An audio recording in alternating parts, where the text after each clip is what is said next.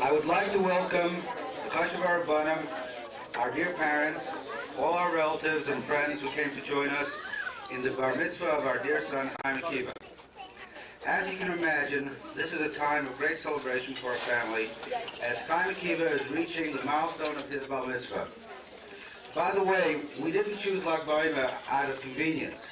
Actually, Akiva was born 13 years ago to the day, on a Tuesday, on Lag BaOmer. Akiva's name is intimately tied to Lag BaOmer. He was born on Yid Chasir, Chayir, Lag BaOmer, hence the name Chaim, to signify life. And Akiva in honor of one of the greatest Torah heroes in Jewish history, Rabbi Akiva. Rabbi Akiva was also my ideal when I was learning for smicha as a young man, and when the opportunity came, it was a great honor for our family to name our son after this great Torah leader. Before I introduce our bar mitzvah of Chaim Akiva, I would like to explore with you the mitzvah of Sfiras HaOmer. The Torah tells us in Parshas Emor, and we repeat this pasuk every night just before we count Sfira. V'svartem lachem b'makras haShabbos v'yom havayacham es omer hatnufa Sheva Shabbosas Tmimos Tiyenu. The Torah not only tells us to count Sheva Shabbosas, but also tells us that they must be Tmimos Tiyenu. As we all know, the Indian of Tmimus not only applies to counting of Sfira, but also to that the Bnei Yisrael should be Tmimim. This is the spiritual significance of Sfira, that we should raise ourselves from the level of Yetzias Mitzrayim, leaving the tomb of Mitzrayim, to the level of Tmimus, the level of Matan Torah. The Sfas Emes explains that Sfira is denoted in Tehillim by the pasuk Yodea Hashem Yemei Tmimim, that Hashem knows the days of the Tmimim. What are the days of Tmimim? These are the days of Sfira. And the Chazal darshan this pasuk Kishem Shehem Tmimim Kach Shnoseim Tmimim. Just as the Bnei Yisrael are complete, so should their years be complete, living a full life. The Sfas Emes completes this thought with Emosai Hem Tmimim Kishaosim V'Tzayne Shalmacha. When are the Bnei Yisrael Tmimim? When they do the will of Hashem. And now it is my pleasure and pride to introduce to you our son Chaim Akiva, who has spent long hours in preparing his Dvar Torah.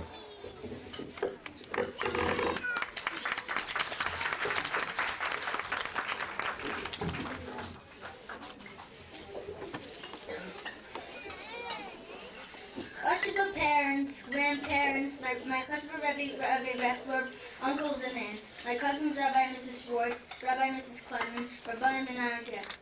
Since today is the day of my bar mitzvah, the day which I am responsible in all the tired mitzvahs, and especially the two mitzvahs I am front today, namely the mitzvah Sfiras HaOmer and mitzvah Sfil, I will, with your permission, make this day a real simchat shel mitzvah and say Dvar Torah about the halacha of one whose bar mitzvah during Sfira. As you all know, today is Lag BaOmer, the 33rd day in Sfiras HaOmer. Some say that on this day that the students of Rabbi Akiva stopped dying, and therefore it is a cause for celebration. Others say that the students did not die on the days that Tachman is not said. Thus they died for a total of 33 days during the 49 days of Sfira. Therefore on the 33rd day we make a celebration.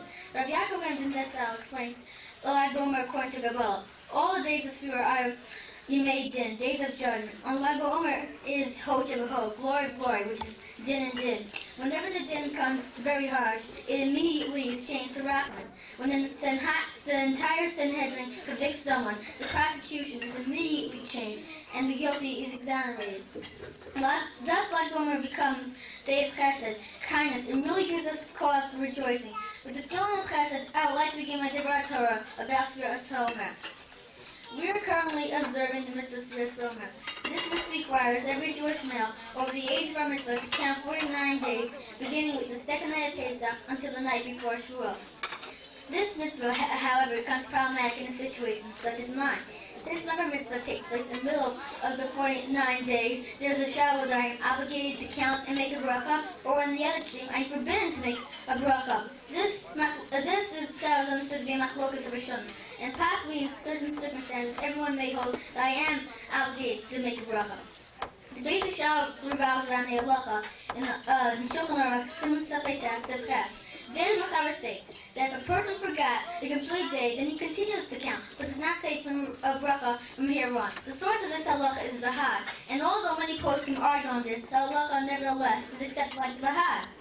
The reason for the Hag is given in Magen Avraham Sifkat on Yud Gimel, where he says, Mishum Dixlet Mil Tiena, because it says that the counting must be complete. The explanation of this reason is that by staying to Mil Tiena, the Torah has made all the days of counting into one mitzvah, and therefore, if one day is missed, then he destroys the fulfillment of the mitzvah. Those who disagree hold that each night is a separate mitzvah, and therefore if a person misses one night, he can continue counting and fulfill the mitzvah properly. This machlokas is assumed to relate to the shalah mentioned before, whether a person who comes from mitzvah during spirit is mechayev to count or not. According to Bahag, such a person cannot count, since he cannot fulfill the complete mitzvah. According to those who argue on Bahag, since each night is a separate mitzvah, then this person can begin counting and make a bracha from the days of mitzvah, even if his bar mitzvah is on the 48th day of Sefirah. Since Mechaber brings the opinion of Bahag as the halacha, that will lead to conclude that I am not obligated to mitzvah of Sefirah summer, and since I am not obligated, I am forbidden to make the bracha because of a shas and a bracha of a Torah. However, there's hope for me yet. The Minchas Chinuch in Mitzvah Shemvav asked the following shah: if a cousin counts his Sefirah up to the day of the mitzvah, can he continue counting with the bracha after the mitzvah? Since he counts till now, even though it's not obligatory to count, he may continue. Or do we say, since the counting till now is optional, it is not considered real counting, and he cannot count from his bar mitzvah and on. Similarly, the Minchas Chinuch has the same shah regarding an Eved Canaan, who while being an Eved is only obligated in those mitzvahs that Anisha is required to. However, when he is free, he then becomes required in all mitzvahs that a Jewish male is required to. Therefore, the Minchas Chinuch has a shal. If this Eved was counting Sefirah while he was an Eved, and then he becomes free during Sefirah, can he continue counting with the bracha or not? The Minchas Chinuch concludes that in the case of a katan, he can continue counting with the bracha because the counting while he was a katan is considered a sufficient counting. In the case of an Eved, he has greater doubts. But in the end, he leans towards the conclusion that an Eved is like a katan and may continue counting with the bracha. The Shulchan Aruch in Simon Safetah also concludes that if the katan counts to the day of his bar mitzvah, then he can't continue to count afterwards. The conclusion of the Minchas Chinuch, although halachically sound, are a bit difficult to understand. The Minchas Chinuch seems to accept the katan more readily than the Eved, when in fact it should be the other way around. The Minchas Chinuch only deals with the shalah in regard to the fact that till his bar mitzvah he was counting without obligation, and the shalah is whether counting without obligation is considered a good counting or not. However, there's another aspect to the shalah, which is that till his bar mitzvah a katan is considered as not having das. However, although he may count as a katan, due to the mitzvah of chinuch, his counting is not considered good counting because he doesn't have das to count, and the requirement of das is integral to mitzvah of Sefirah Somer. On the other hand, but even though he is patur for the mitzvah of Sefirah Somer, he is still a ben das, and his counting should be sufficient. Another problem which will just regarding a katan, not regarding an Eved, is his foul. There's a machlokas amongst poskim whether the person can allow someone else to count Sefirah for him and be Yosei the mitzvah by listening to him. This machlokas is brought in Magen Avraham in Sim Safetah, Sifkat, and Beis. The machlokas is based on the kasha mentioned in Gemara, which says, when the pasuk says, you should count for yourself, it teaches us that each individual should count for himself. Some poskim explain this literally, that each individual should count for himself, thus making this image of Shibigufa. Others explain that this is only intended to required by all Klal Yisrael as opposed to mitzvah of Sefirah, Shemitah, and Yovel, which is only done by Bezdin. But in fact, a person can listen to someone else and be Yosei the mitzvah. Whether it's a mitzvah of counting by Yovel and Shemitah isn't itself a shalah amongst the morning mitzvahs, and that shalah may reflect on our shalah. Due to my desire to keep this short, I will not pursue that matter. According to the opinion that the Sefirah Somer is a mitzvah of Gufo and can be done to listen to someone else, we can raise another problem with the mitzvah of Sefirah Somer. For even if you count that as a katan, it may not help when he's bar mitzvah. Due to the fact from before his bar mitzvah to after his bar mitzvah, he may be considered like a different person, and the counting will not be applicable to after his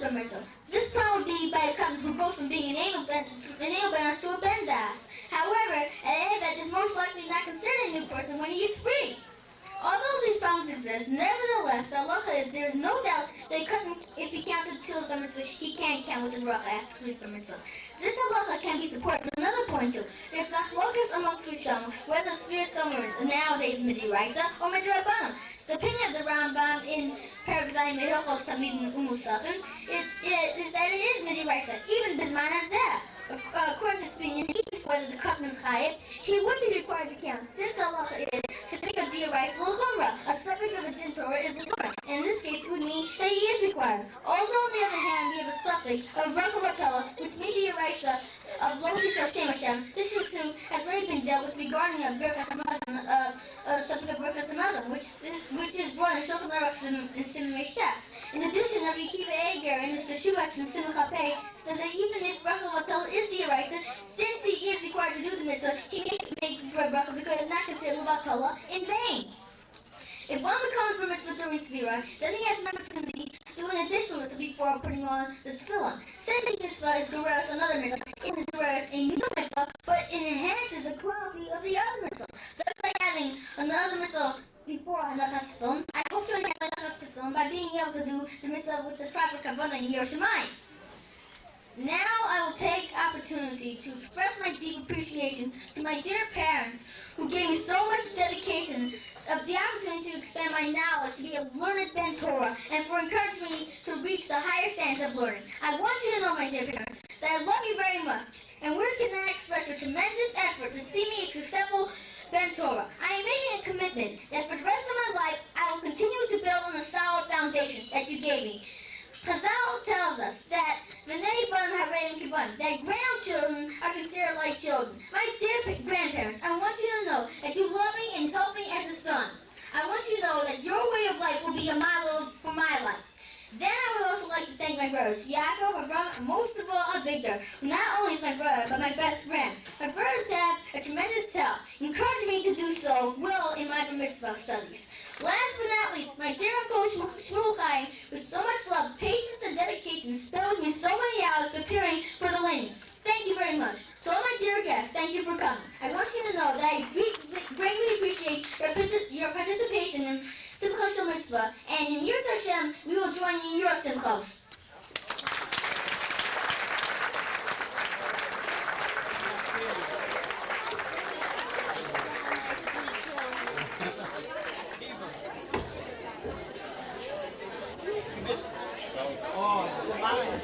Akiva.